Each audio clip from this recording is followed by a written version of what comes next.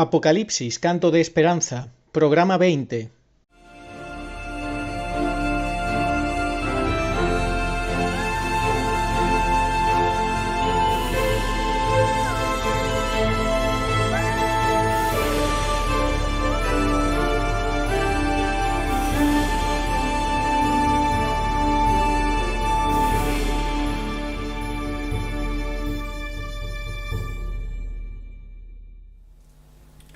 Muy buenas, saludos cordiales en Cristo y María. Después de casi un mes de trabajo, hemos llegado ya al fin de este curso Apocalipsis, canto de esperanza de nuestra querida Ángeles Sánchez Aréchaga. Un trabajo excepcional de una mujer entregada totalmente en cuerpo y alma, consagrada a la Santísima Virgen María para esta obra de ser voz que clama en el desierto, de ser ese centinela que nos avisa, que nos advierte sobre estas realidades últimas proféticas que la Iglesia tiene que vivir, el mundo tiene que vivir, y que pues nos ha dado la oportunidad de escuchar estas enseñanzas que ella ha podido aglutinar a lo largo de tantos años. Damos muchas gracias a la doctora y por supuesto a la Santísima Virgen María. Ella, como decía don Bosco, es quien lo ha hecho todo, quien lo hace todo.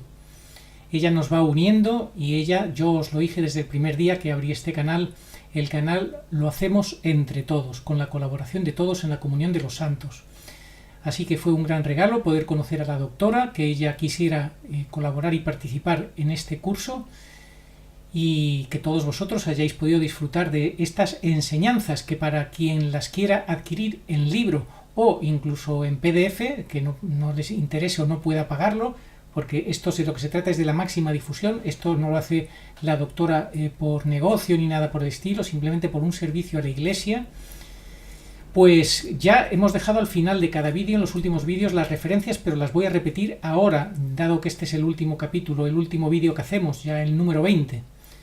Las referencias para los que deseen adquirir la obra editada de los 3 tomos de la colección titulada Instrumentos del Dios Altísimo, los Profetas de María. El primer tomo, El fin de los tiempos y de las cosas, y el segundo tomo, Apocalipsis, canto de esperanza, para quienes vivan en Argentina, ya sea en Buenos Aires o en sus alrededores.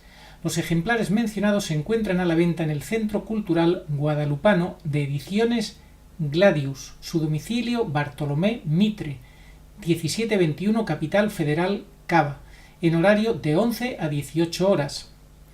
Y dejamos también el teléfono de red fija 011 4371 3344 y su dirección de correo fundaciongladius@gmail.com. Para el resto de otras partes de Argentina o de otros países sudamericanos, dirigirse a la siguiente dirección de correo electrónico: claudiadecibo@gmail.com. Por otro lado, comentar que en Chile se cuenta con una pequeña distribuidora de la obra. Finalmente, el tercer tomo de la obra de colección, con su apéndice y los restantes artículos compuestos por la autora, se encuentran en formato digital, para lo cual también se puede consultar con la dirección de correo aludida anteriormente, que les repito cuál es: claudiadecibo@gmail.com.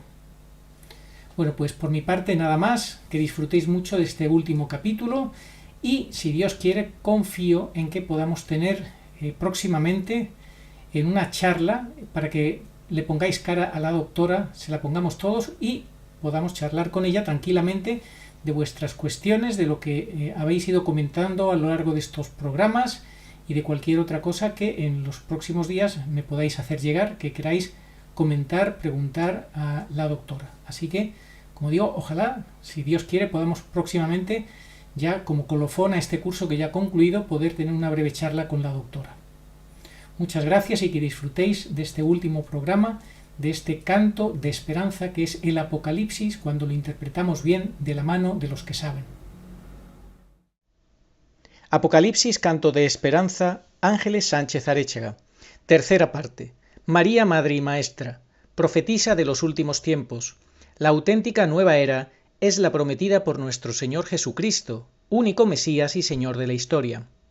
Capítulo quinto y último del programa Apocalipsis, canto de esperanza. La gran controversia. Todos los derechos reservados. Muy buenas tardes a todos. Como ya anticipáramos ayer, hoy dictaremos la última clase de este curso, que comenzará el 24 de junio con la fiesta del Sagrado Corazón de Jesús, coincidiendo a su vez con la fiesta de su precursor, San Juan Bautista, la voz que clama en el desierto. Y habíamos anticipado también que el tema de hoy sería el aspecto legal, por allí llamarlo, de esta tan controvertida doctrina patrística en materia escatológica. Y que lo haríamos a través del mismo padre Castellani, al cual yo le prestaría voz. Voy a intervenir en algunos momentos como para hilvanar mejor la exposición. Y me gustaría comenzar con algo que me parece interesante. Ustedes saben, y si no saben, lo aprendemos todos juntos, porque puede haber muchas personas que se hubieran ido incorporando en el desarrollo del curso o que no hayan conocido mucho acerca del padre Castellani, que fue un hombre doctísimo, no solo en la materia de las escrituras, ¿no es cierto?, sino, por ejemplo, en el estudio referente a las lenguas, es decir, la filología, y por tanto su gramática. Y una de las cosas que enseñó fue que decir milenarismo era un término gramaticalmente incorrecto. Que la palabra exacta para definir la materia es milenismo. Repito, milenarismo es un término, según el padre Castellani, gramaticalmente incorrecto. Y que el término correcto para referirse a ese reino prometido es milenismo. Y vaya uno a discutirle a tamaña lumbrera, ¿no es cierto? Yo no me atrevería. Ahora bien, hay otra afirmación que está no más incorrecta que la gramaticalmente mencionada. Pues ya que negar, oponerse o condenar todo tipo de milenismo sería rechazar la tradición misma de la Iglesia. Categórico. ¿Nos podría explicar el por qué, padre Castellani?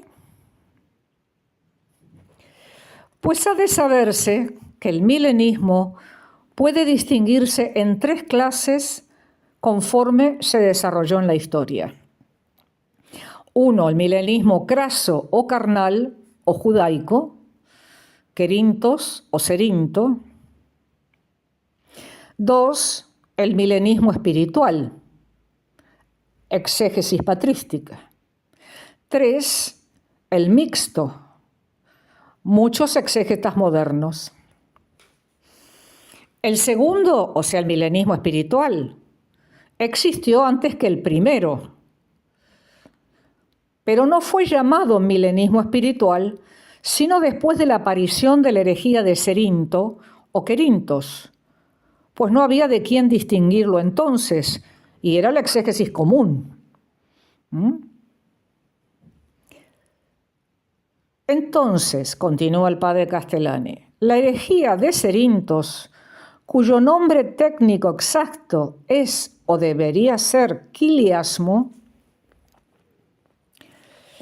interpretando mal el capítulo 20 del libro del Apocalipsis del apóstol San Juan, que refiere: luego vi unos tronos y varios personajes que se sentaron en ellos, y se les dio la potestad de juzgar. Y vi las almas de los que habían sido degollados por la confesión de Jesús y por la palabra de Dios, y los que no adoraron la bestia, ni a su imagen, ni recibieron su marca en las frentes, ni en las manos, que vivieron y reinaron con Cristo 1000 años. Esta es la resurrección primera. Bienaventurado y santo quien tiene parte en la primera resurrección. Sobre los tales, la segunda muerte, que es la eterna de los réprobos, no tendrá poderío. Antes bien, serán sacerdotes de Dios y de Jesucristo, y reinarán con él 1000 años. Versículos del 4 al 6 del capítulo 20 del Apocalipsis. Cerinthos imaginó, sigue Castellani, para los hombres justos después de su resurrección, una vida de muchos siglos jubilosos, a la manera del Viejo Testamento, o sea, con matrimonios, procreación de hijos, circuncisión, venganza contra los infieles, sacrificio de animales y demás prescripciones de la ley de Moisés. En fin, una vida no muy diferente a la actual mortal, pero mucho más próspera y feliz. Además, este milenismo interpreta en sentido literal crudo tanto la ciudad de Jerusalén Nueva como todas las demás promesas de los profetas, las colinas manando leche y miel, grandes banquetes y festoleras, como compensación a los trabajos y dolores de los justos en este tiempo malo. Eso y no más es el Mesías para estos herejes. Como se ve, no difiere mucho del reino de tierra terreno que los fariseos soñaban y que pretendieron taca-taca de Cristo. Esto, de lo que Cerinthos interpretó, lo sabemos, dice Castellani, por las polémicas de los santos padres contra Cerinthos. San Jerónimo y otros padres se desatan contra él en improperios y muestran máxima indignación.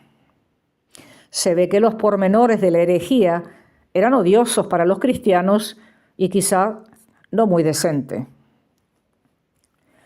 El milenismo espiritual no atribuye a los justos resurrectos ni bodas, ni francachelas, ni nada de lo que mandaba la ley mosaica, ni banquetazos que fueren o premio o necesidad de sustento.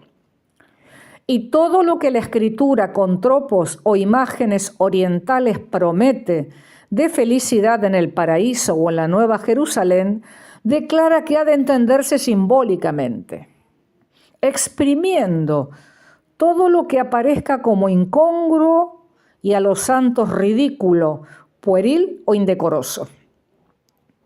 Y esto lo expresa con máxima energía, aunque sostenga al mismo tiempo todo lo que resumido habemos como las líneas principales de esta doctrina que constituyó la principal enseñanza durante los primeros 5, por lo menos, siglos de la Iglesia, desde los santos apóstoles hasta San Agustín. Y esa fue la doctrina común al respecto de esta interpretación del sentido espiritual de la referencia del capítulo 20. Y yo hago un paréntesis acá para explicar que toda esta doctrina que venimos resumiendo, expresando, se encuentra totalmente desarrollada y detallada en las 350 páginas de la incomparable obra del padre Castellani, La Iglesia Patrística y la Parucía. Volvemos a Castellani.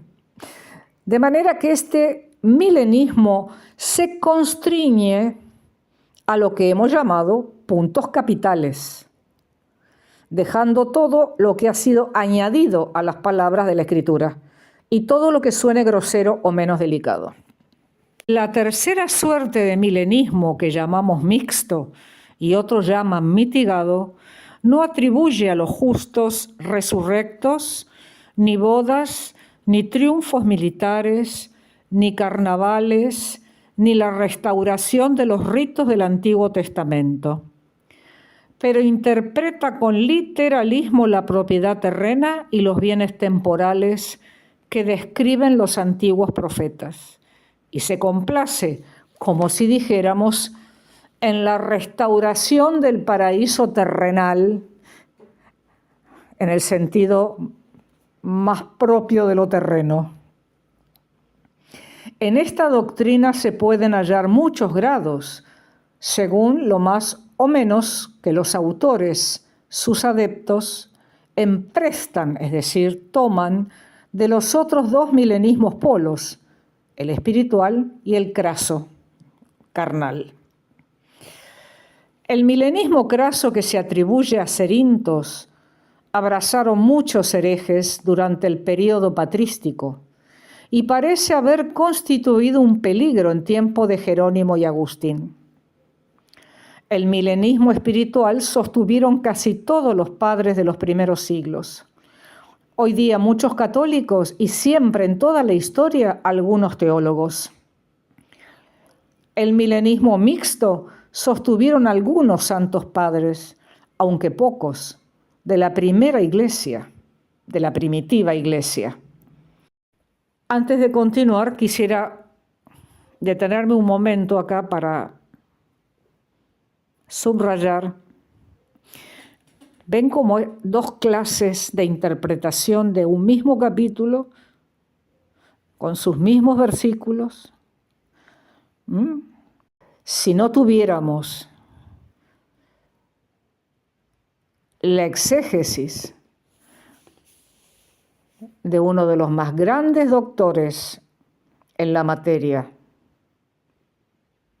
y en este caso no me estoy refiriendo a San Ireneo de León, sino al padre Castellani, que ha interpretado y seguido la doctrina de Ireneo y de todos los padres apostólicos, no solo no estaríamos empapados en estas cosas que son propias a considerar en este tiempo, sino que estaríamos muy confundidos en cuanto al modo de llevarse a cabo las santas profecías del libro del Apocalipsis en estos 3 capítulos finales, ¿sí?, donde converge toda la dogmática católica, como ya hemos dicho, por eso son puntos capitales. Bien, continuamos con la exposición del padre Castellani.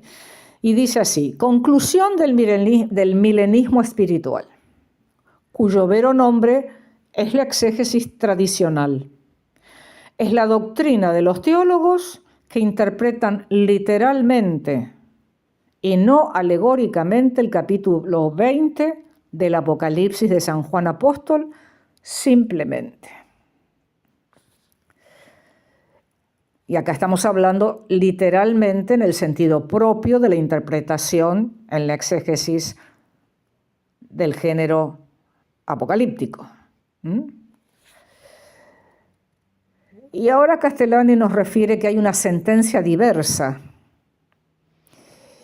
una posición que no es milenismo, dice, y suele a veces confundirse con él. Fue sostenida por algunos santos padres y hoy día por no pocos teólogos y exégetas. Esta sentencia consiste básicamente en poner cierto lapso de tiempo más o menos largo, y en esto reina ingente variedad, entre el desastre del anticristo y la segunda venida de Cristo. Entonces la Iglesia, en máxima difusión, santidad y gloria en todo el mundo, conforme a las profecías. Y lo concluye en puntos suspensivos el padre Castellani. Lo que implicaría que entonces para estos intérpretes que colocan el reino milenario antes de la segunda venida de Cristo, para ellos la segunda venida de Cristo es el juicio final con la resurrección de todos los muertos, pero eso no es lo que dice la Escritura. Y entre otras cosas, el no acertar a encajar, vamos a decir así, en el rompecabezas de la historia, las profecías correctamente en el lugar que les cabe, es que muchos de ellos no pueden entonces, como consecuencia, ver en el que está sentado en Roma al falso profeta del libro del Apocalipsis.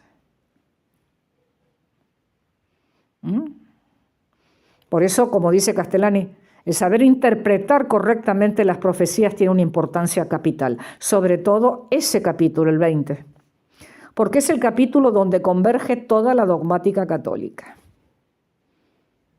Conforme se lo entienda de un modo u otro, es como se deshace absolutamente lo que realmente es el fin de la historia, porque se le cambia todo su sentido. Y otra cosa, me consta personalmente que muchos de estos intérpretes de esta posición de un reino intraterreno antes de la segunda venida son personas que siguen a rajatabla a Castellani. No se les cae Castellani de la boca, pero no lo siguen en la exégesis más determinante de la historia. Y es un tema que nunca lo he podido comprender. Son personas que se definen como tradicionalistas, que hacen referencia todo el tiempo a las enseñanzas de Castellani, y sin embargo, continúa el padre Castellani. Otra cosa que es forzoso aclarar: hallamos en muchos autores, incluso serios, el aserto de que el milenismo ha sido condenado, o lo será, o debe serlo. Es falso. El milenismo carnal o quiliasmo, cuyo vero nombre debería ser la herejía del judío Querintos, el cual lo único que tiene que ver con el milenismo espiritual es ser su falsificación, sí ha sido condenado, es decir, la herejía de Querintos. ¿Dónde? No hay ningún decreto conciliar o pontifical condenatorio de él que nosotros sepamos. En la recopilación del Denzinger se nombra ciertamente a Querintos, pero no como milenista, sino como negador de la divinidad de Cristo. Como muchos judíos actuales, Querintos parece haber aceptado a Cristo como Mesías o profeta, pero no como Hijo de Dios. Los que hubieran leído los 12 tomos del Mansi, así le llamaba Castellani al Denzinger, los que hubieran leído los 12 tomos del Mansi, si acaso han hallado la condena expresa del milenismo carnal, que en tal caso es el único condenado, harían favor nos la indicando. Pero el quiliasmo querintiano está seguramente condenado en los escritos de los santos padres, en lo que llaman el magisterio ordinario. Ni una sola línea de las que escribió Querintos nos ha llegado, lo cual puede explicar la ausencia de condena expresa y formal.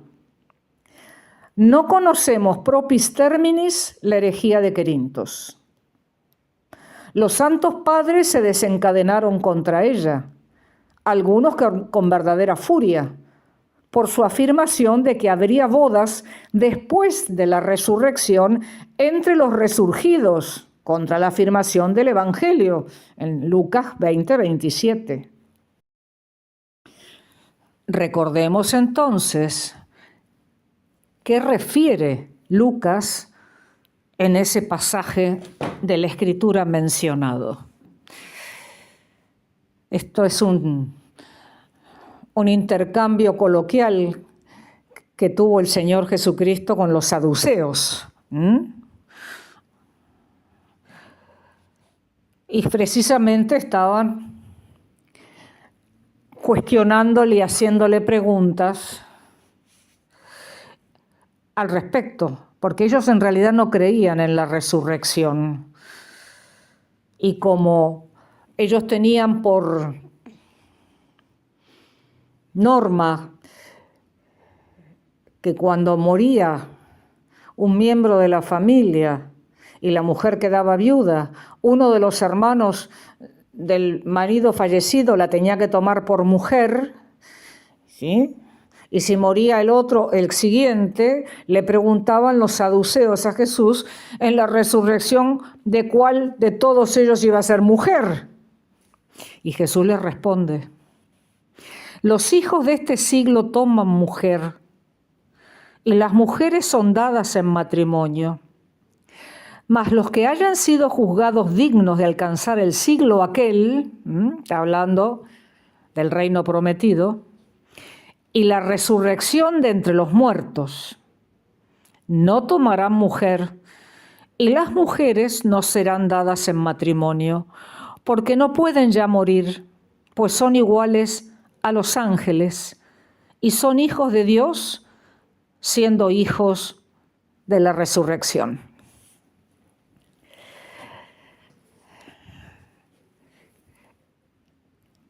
Ese es el motivo por el cual los santos padres, ¿sí?, se fueron acerbamente contra Cerintos.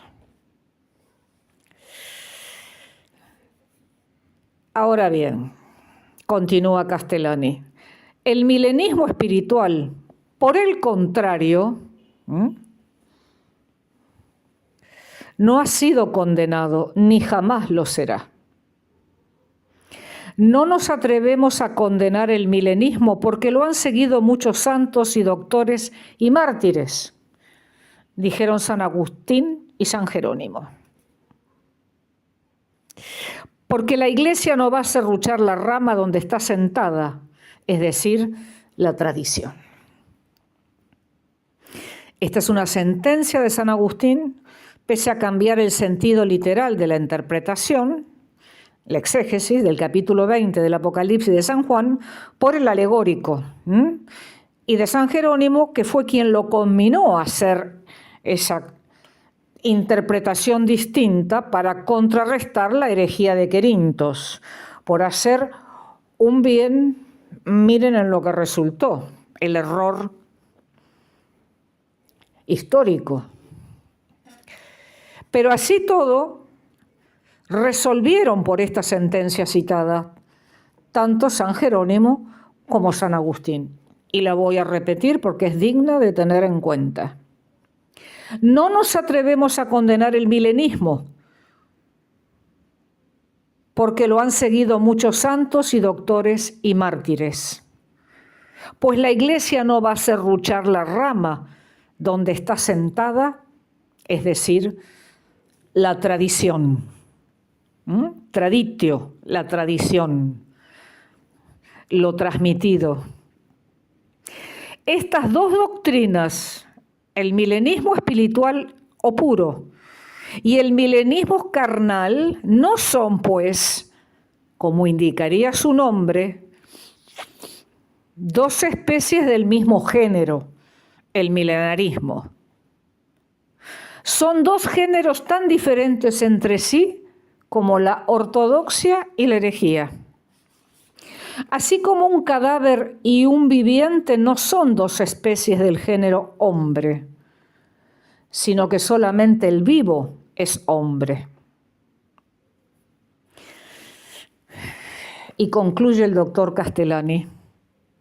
En puridad de verdad existen solamente dos sistemas o maneras de entender la Escritura, que son la del milenismo espiritual, que habría de llamarse simplemente la exégesis antigua, con su corrupción, el querintismo o milenismo carnal o quiliasmo, ¿sí?, y la interpretación alegórica con su corrupción, el racionalismo bíblico moderno.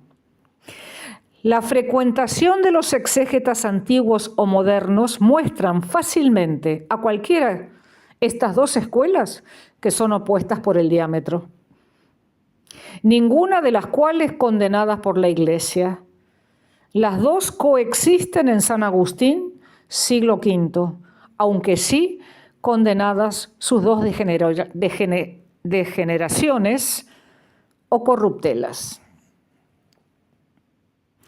Conclusión. Dije arriba que la Iglesia nunca condenará el milenismo espiritual. Y he aquí mis razones, dice el padre Castellani.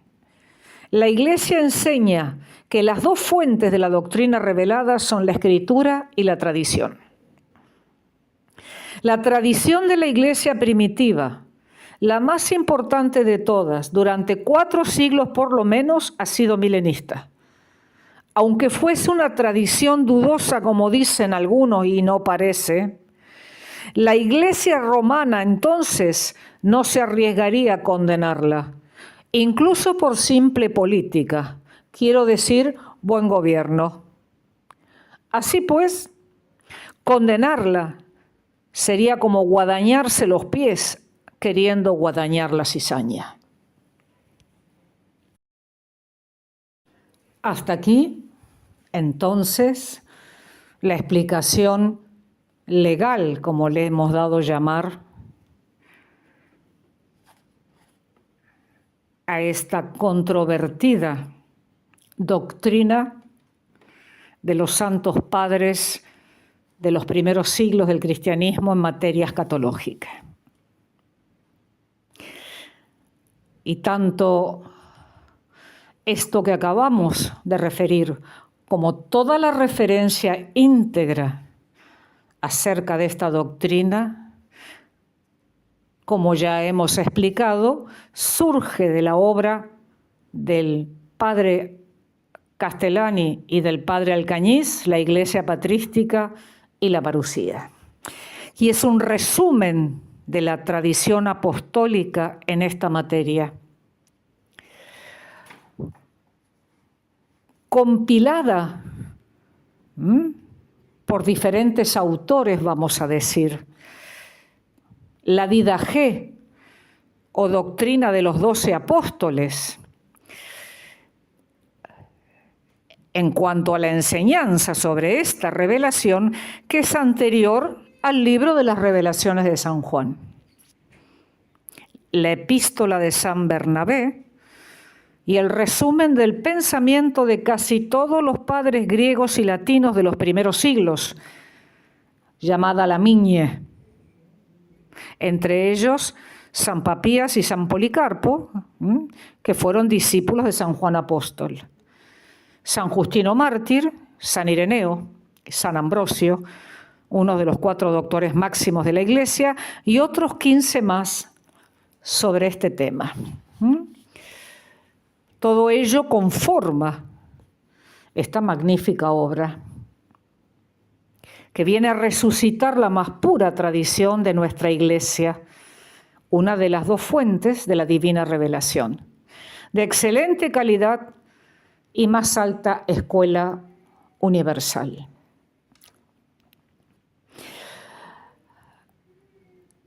En realidad, el que hizo el más grande esfuerzo en cuanto a recopilar toda esta bibliografía que acabo de referir fue el padre Florentino Alcañiz, este jesuita español.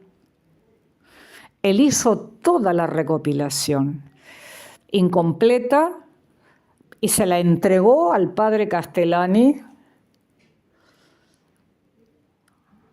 en momentos en que el padre Alcañiz era muy perseguido por esto y había oído hablar de Castellani y de su erudición y también de su situación comprometida por defender estas cosas y otras más, y logró llegar hasta Castellani y le entregó su manuscrito. Y el padre Castellani lo leyó, lo mejoró, le hizo anotaciones, etcétera, y lo publicó bajo el título de la Iglesia Patrística y la Parucía, Castellani y Alcañiz, poniendo primero el nombre del padre Alcañiz. Esta muy eficiente labor de estos 2 bien sufridos hombres de Dios nos han dejado su huella, la estirpe de su más grande amor, la Iglesia.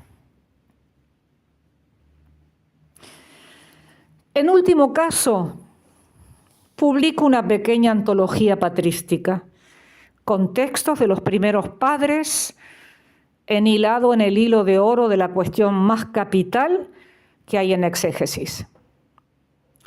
La mayoría de los católicos ignoran la iglesia primitiva, la de los mártires y testigos, y hay que conocerla. En suma, siendo un buen resumen de la patrología de los primeros siglos, es también una especie de catecismo de perseverancia. Pues a vueltas de la parucía, toda la religión en puridad enseñaron los padres. Y es finalmente un aporte serio al problema más difícil de la exégesis. ¿No le parece a usted? Leonardo Castellani, Buenos Aires, diciembre de 1961. Y bien, hemos llegado finalmente al término de este curso. Y quisiera dedicar esta obra a la memoria del padre Leonardo Castellani y en homenaje a los santos padres de los primeros siglos del cristianismo.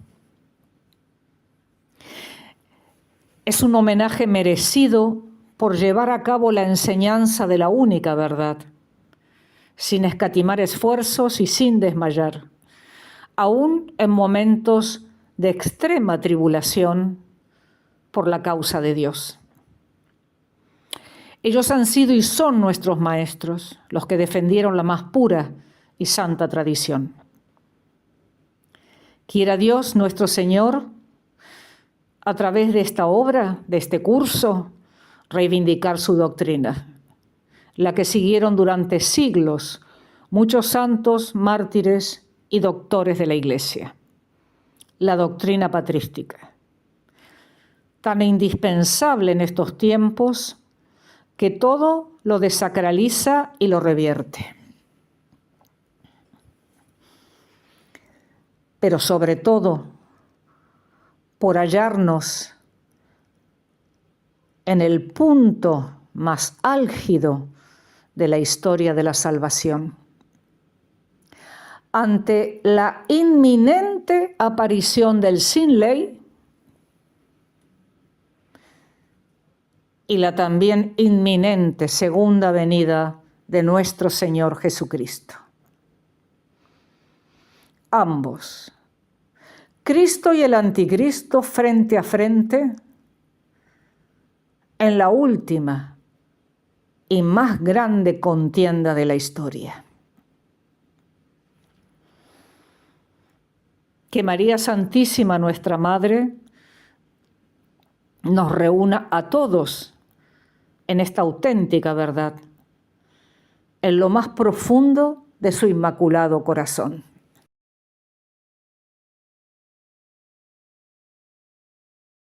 Finalmente, todo mi agradecimiento a ti, querido Arturo, por haber hecho posible la realización de esta labor, con tanto esfuerzo y esmero. Y no solo en lo que hace a la parte editorial de la misma, sino gracias porque supiste mantenerte inconmovible cuando comenzaron a soplar los primeros vientos contrarios ya en el comienzo de la tarea. No obstante, continuaste adelante jugándote por la causa. En una palabra, gracias, Arturo, por apoyar esta obra de Dios que juntos hemos realizado. Nuestra Madre Santísima te abraza y yo te abrazo junto con ella. Y a todos ustedes, mis queridos hermanos y amigos, que nos acompañaron en este recorrido por la historia de la salvación, creciendo y aprendiendo, también con dedicación y esmero. Los abrazo con todo el amor de los santísimos corazones de Jesús, María y José, la Sagrada Familia. Muchísimas gracias a todos. Que Dios los bendiga. Hasta pronto, si Dios quiere. Catecismo Iglesia Católica numeral 675. Antes del advenimiento de Cristo, la Iglesia deberá pasar por una prueba final, que sacudirá la fe de numerosos creyentes. La persecución que acompaña a su peregrinación sobre la tierra desvelará el misterio de iniquidad, bajo la forma de una impostura religiosa, que proporcionará a los hombres una solución aparente a sus problemas, mediante el precio de la apostasía de la verdad. La impostura religiosa suprema es la del anticristo, es decir, la de un pseudomesianismo en que el hombre se glorifica a sí mismo, colocándose en el lugar de Dios y de su Mesías venido en carne.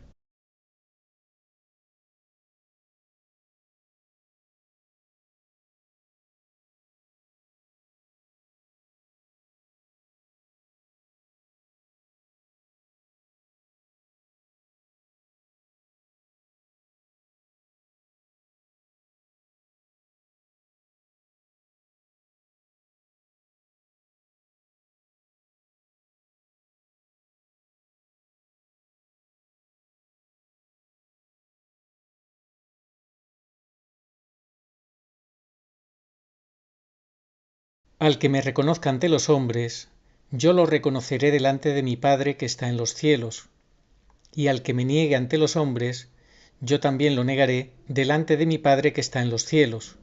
Evangelio según San Mateo, capítulo 10, versículos 32 al 33. Sí, vengo pronto. Amén. Ven, Señor Jesús. Apocalipsis 22:20.